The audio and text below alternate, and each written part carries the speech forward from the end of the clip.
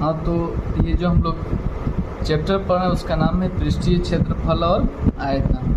जैसे कि विद्यार्थियों का डिमांड था कि सर 13.2 पढ़ाइए, तो 13.2 पढ़ने के लिए कुछ बातों का ख्याल रखना पड़ता है। जैसे हम लोग अभी जितना भी आकृति पढ़े हैं उसका पृष्ठीय क्षेत्रफल आयतन निकाला है, लेकिन इस चैप्टर में 2 या 3 आकृति को एक साथ जोड़ेगा और उसका आयतन निकलवाएगा। जैसे कि मान लेते हैं कि ये हमारा एक हो गया अर्धगोला, और बोलेगा कि ये अर्धगोला के ऊपर एक शंकु है, अर्धगोला के ऊपर एक शंकु हो गया, ये अर्धगोला का त्रिज्या, ये शंकु का भी त्रिज्या, ये इसकी ऊंचाई। तो बोलेगा इस आकृति का आयतन निकालिए। या फिर बोलेगा कि एक बेलन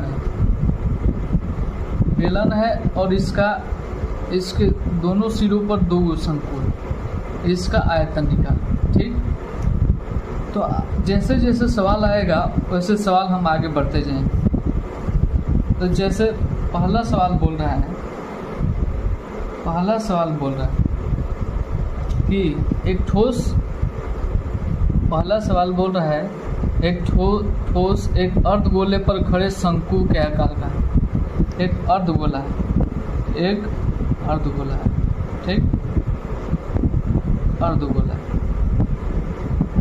अर्धगोले पर खड़े शंकु, अर्धगोला पे क्या खड़ा है? शंकु खड़ा, ठीक। शंकु के आकार का है जिनका त्रिज्या कितना? 1 सेंटीमीटर। तो जो त्रिज्या है शंकु का भी 1 सेंटीमीटर है और अर्धगोला का भी 1 सेंटीमीटर। हम ये कह सकते हैं कि अर्धगोले का त्रिज्या बराबर 1 सेंटीमीटर और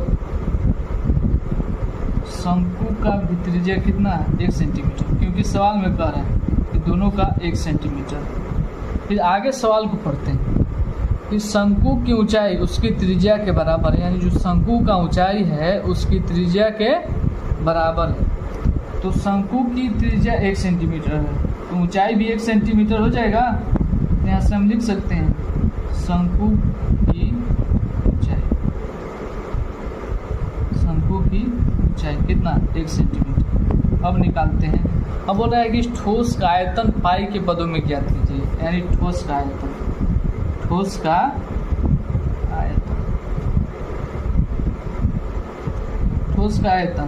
तो ध्यान से देखिएगा, फिगर में तो 2 आकृति है, एगो अर्धगोला एगो शंकु। हम ये कह सकते हैं कि ये ठोस का आयतन बराबर होगा अर्धगोले के आयतन और शंकु के आयतन के, क्योंकि इस ठोस में दोनों फिगर है, अर्धगोला भी है और शंकु भी है।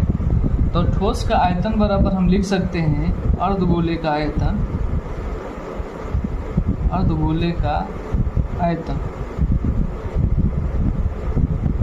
प्लस शंकु का लिख सकते हैं। इतना तक समझ गए होंगे आप लोग तो बहुत अच्छा। अब देखिए अर्धगोले का आयतन कितना होता है? 2/3 पाई आर क्यूब होता है जी, और शंकु का आयतन 1/3 पाई आर स्क्वायर इन होता है। अब देखो दोनों में कुछ चीज़ कॉमन है, दोनों में पाई कॉमन है, ठीक। तो यहाँ बचा 2/3, पाई बाहर गया तो आर क्यूब, आर कितना? 1, हम लिख सकते हैं 1 का क्यूब प्लस 1/3, 1/3 है ना, 1/3, पाई बाहर चला गया। आर कितना है? आर भी 1 है, 1 का स्क्वायर गुण 1, ये कर सकते हैं। देखिए पाई है 2/3, 1 का क्यूब कितना होता है? 1 होता है। यहाँ पे 1/3, 1 का स्क्वायर 1 और 1 गुणे 1 यानी 1 हो जाएगा। Very good. पाई 2/3 गुणे 1 यानी 2/3 और 1/3 गुणे 1 यानी 1/3 और पाई दोनों का लघुत्तम कितना? 3 हो जाएगा। 3 से भागा देंगे तो यहाँ बचेगा 2, यहाँ बचेगा 1।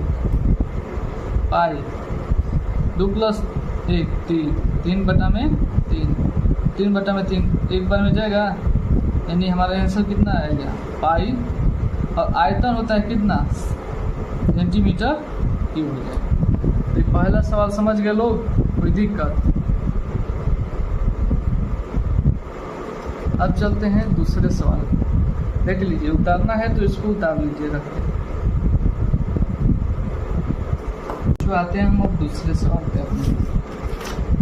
बोल रहा है एक इंजीनियर के विद्यार्थी रचेल एक पतली एल्युमिनियम शीट का प्रयोग करते हुए एक मॉडल बनाने को कहा गया जो एक बेलन के आकार का। तो सबसे पहले एक बेलन बना लेते हैं, एक बेलन बना लेते हैं। बोल रहा है उसके बाद जिसके दोनों सिरों पर दो शंकु, एक सिरा ये हुआ, एक सिरा ये हो गया, तो दोनों सिरों पर क्या है, दो शंकु है। बोल रहा है कि इस मॉडल का व्यास 3 सेंटीमीटर है। तो मॉडल में दो चीज़ है, एक बेलन है, एक शंकु है।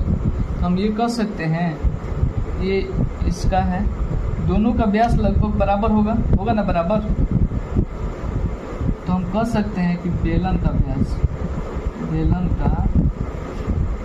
व्यास कितना, 3 सेंटीमीटर।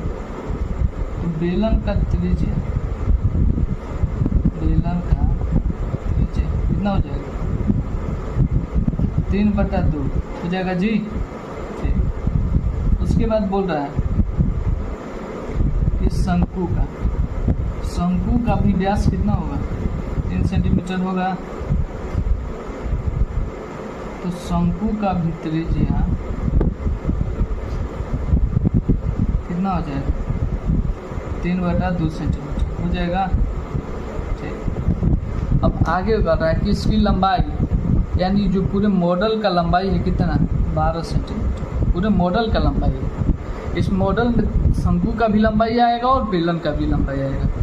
यदि प्रत्येक शंकु का, यानी इस शंकु जो है इसका लंबाई कितना, 2 सेंटीमीटर, शंकु का लंबाई कितना, 2 सेंटीमीटर। ठीक, हम कह सकते हैं कि शंकु का लंबाई कितना है, और लंबाई को दर्शाया जाता है h1 से, इस h से दर्शाया जाता है। तो इसमें दो लंबाई आएगा, तो एगो h1 एगो h2, 2 सेंटीमीटर। अब देखिए ये पूरे 12 का है, ये दो, तो हम कह सकते हैं कि 12 में से 2 + 2 घटा देंगे तो बेलन का ऊंचाई आ जाएगा। हम लिख सकते हैं कि बेलन का लंबाई यानी h2 बराबर 12, क्योंकि 12 पूरा है, उसमें से क्या है, 2 शंकु, 2 + 2, 12 माइनस 2 + 2 कितना, 4, ये कितना 8 सेंटीमीटर आ गया। बेलन का लंबाई 8 सेंटीमीटर, बेलन की लंबाई या बेलन की ऊंचाई एक ही बात हुआ। अब बोल रहा है ठोस का आयतन, क्या बोल रहा है, ठोस का आयतन, ठोस का आयतन में दो चीज़ें, एगो बेलन है, एगो शंकु। ठीक, तो सबसे पहले हम कह सकते हैं कि बेलन का आयतन प्लस शंकु का आयतन कर सकते हैं,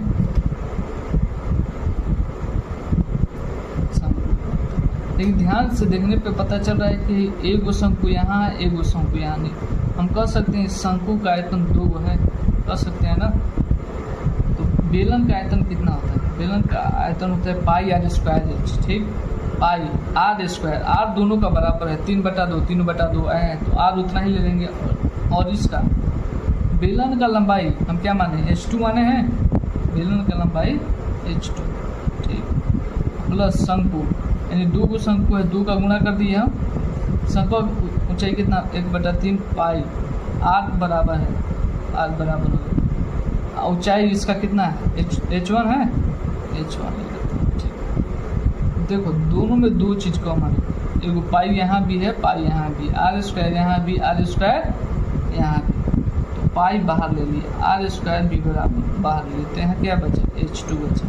और यहाँ क्या बचा, 2 × 1/3, और ये क्या बचा, यहाँ बचा h1 बचा, क्योंकि पाई बाहर जा चुका है, r² भी बाहर जा चुका है, इतना बचा। अब देखो पाई कितना है, पाई 22/7 और आर कितना है दोनों का 3/2, 3/। देखिए H2 कितना है, H2 हमारा 8 सेंटीमीटर प्लस 2 1/3। H1 कितना, H1 2 सेंटीमीटर। ठीक, देखिए इसको इसी तरह छोड़ देते हैं कैलकुलेशन ताकि हमारा आसानी से कट जाए। ठीक, चाहते तो गुणा भी कर सकते थे लेकिन कैलकुलेशन करते हैं। देखिए 8, अब 2 × 2, 2 × 2 कितना हो जाएगा, 4 हो जाएगा, 4/3, 22/7, 3/2, दोनों का लघुत्तम 3 और 3 के 24, और ये 4 उसी तरह रह जाएगा, 22/7, 3/2, 3/2 कितना हो जाएगा, 24 + 4 यानी 28/3 हो जाएगा। अब देखिए ये 3 से 3 7 से कितना बन 4 बन गया जी। अब देखिए और कुछ जा रहा है, ध्यान से देखिए बच्चों, ध्यान से देखने पे कुछ जा रहा है, 2 से कितना बना 2, फिर 2 से 2 कर गया, यहाँ हम ऊपर बच गया 22 बच गया, और क्या बचा है 3 बच गए, और कुछ बचा है नहीं बचा है। तो 22 और 3 गुणा करेंगे तो कितना होगा 66 हो जाएगा, 66 सेंटीमीटर। यही आंसर हो गया दूसरा का।